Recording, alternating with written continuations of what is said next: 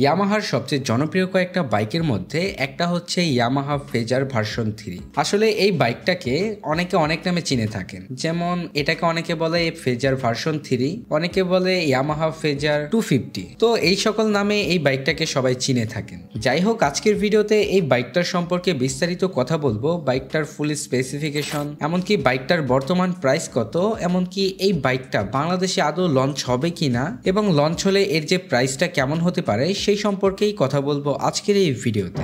তো বন্ধুরা, চলুন ভিডিওটা শুরু করি। তার আগে যদি আপনারা আমাদের চ্যানেলে নতুন হয়ে থাকেন তাহলে চ্যানেলটাকে অবশ্যই সাবস্ক্রাইব করবেন। তাহলে চলুন ভিডিওটা শুরু করি।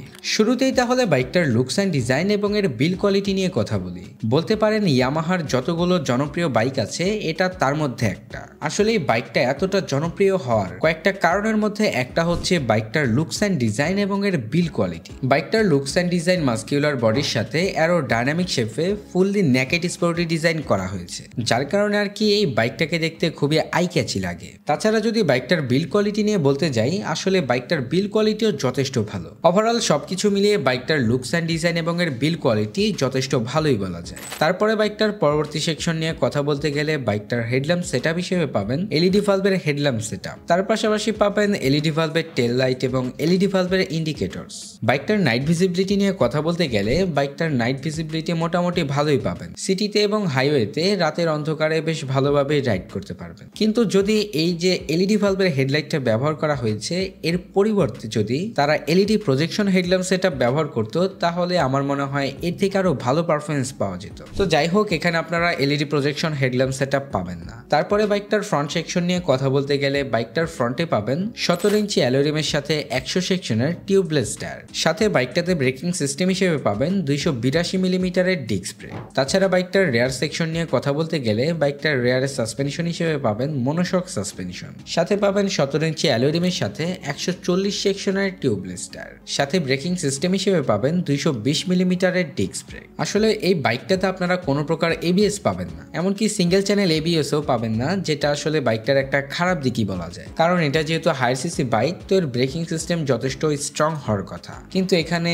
তারা এবিএস যায় নাই, এটা আসলে বাইকটার একটা খারাপ দিকই বলা যায়। তারপরে বাইকটার পরবর্তী সেকশন নিয়ে কথা বলতে গেলে বাইকটাতে রয়েছে সিঙ্গেল পার্ট হ্যান্ডেলবারের সাথে ফুললি ডিজিটাল স্পিডোমিটার। আসলে বাইকটার স্পিডোমিটারের লুকস অ্যান্ড ডিজাইনটা অত একটা ভালো না। এছাড়া বলতে গেলে এই স্পিডোমিটারটাতে মোটামুটি সব ধরনের ফিচারই পাবেন। তারপরে কথা বলি বাইকটার সবচেয়ে হাইলাইটেড পয়েন্ট এর ইঞ্জিন পারফরমেন্স নিয়ে। বাইকটাতে ইঞ্জিন হিসেবে পাবেন 249 CC 4 stroke 2 valve single cylinder SOHC FI air কুল ইঞ্জিন। বাইকটার ইঞ্জিন কুলিং সিস্টেম হিসেবে পাবেন এয়ার কুলিং সিস্টেম, যেটা আসলে একটা হায়ার সিসি বাইকের ক্ষেত্রে অত একটা মানায় না, কারণ যেহেতু বাইকটার ইঞ্জিন যথেষ্ট পাওয়ারফুল এবং এমনকি এই বাইকটাকে যখন আপনারা রাইড করবেন তখন কিন্তু এর ইঞ্জিনটা যথেষ্ট হিট জেনারেট করবে। তো সেই ক্ষেত্রে এখানে এয়ার কুলের পরিবর্তে যদি লিকুইড কুলিং সিস্টেম দিত তাহলে এর থেকে আরো বেটার পারফরমেন্স পেতেন। যাই হোক, এছাড়া এই বাইকটা ম্যাক্সিমাম পাওয়ার প্রডিউস করে থাকে 20.9 PS at 8000 RPM এবং ম্যাক্সিমাম টর্ক উৎপন্ন করতে পারে 20 নিউটন মিটার at 6000 RPM,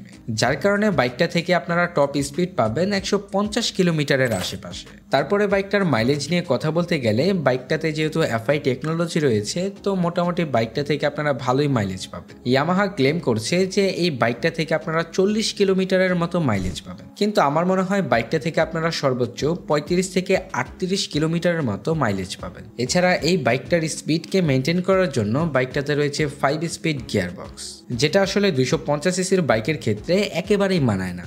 যেখানে 150 সিসির বাইকে রয়েছে 6 স্পিড গিয়ারবক্স, সেখানে এই বাইকটা কিছুটা পিছিয়েই থাকে, কারণ বাইকটা 250 সিসির, তো সেই ক্ষেত্রে এখানে 6 স্পিড গিয়ারবক্সটা দেওয়া উচিত ছিল, কিন্তু এখানে তারা দেয় নাই। এছাড়া বাইকটার পরবর্তী সেকশন নিয়ে কথা বলতে গেলে বাইকটাতে পাবেন স্প্লিট সিট, যেটা আসলে রাইডার এবং পিলিয়নের জন্য খুবই আরামদায়ক বলা যায়। এছাড়া বাইকটার সিট হাইট হচ্ছে 795 মিলিমিটার এবং এর ফুয়েল ট্যাঙ্ক ক্যাপাসিটি হচ্ছে 14 লিটার। বাইকটার সিট হাইট 795 মিলিমিটার হওয়ার কারণে মোটামুটি 5 ফুটের উপরে যারা আছেন এই বাইকটাকে আসলে আপনারা ইজিলি রাইড করতে পারবেন। এছাড়া বাইকটার কার্ব ওয়েট হচ্ছে 154 কেজি এবং এর গ্রাউন্ড ক্লিয়ারেন্স হচ্ছে 160 মিলিমিটার। তো যাই হোক, বাইকটা সম্পর্কিত সবকিছু বলেই দিয়েছি, এখন কথা বলি বাইকটার প্রাইস নিয়ে। আসলে বাইকটাকে বাংলাদেশের মার্কেটে এখনো পর্যন্ত লঞ্চ করা হয় নাই, কিন্তু বর্তমানে বাংলাদেশের সিসি লিমিট যেহেতু বাড়ানো হয়েছে, তো সেই ক্ষেত্রে বাইকটার লঞ্চ হওয়ার পসিবিলিটি খুবই বেশি, কারণ বাইকটা ইন্ডিয়ার মার্কেটে ব্যাপক জনপ্রিয়তা অর্জন করেছে। তো এটা বাংলাদেশে আসলেও ব্যাপক জনপ্রিয়তা অর্জন করবে।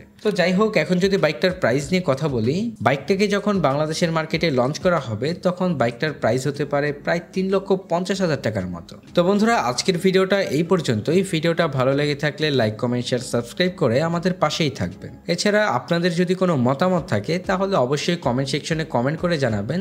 দেখা হচ্ছে পরবর্তী কোনো নতুন ভিডিওতে। সবাই ভালো থাকবেন, সুস্থ থাকবেন।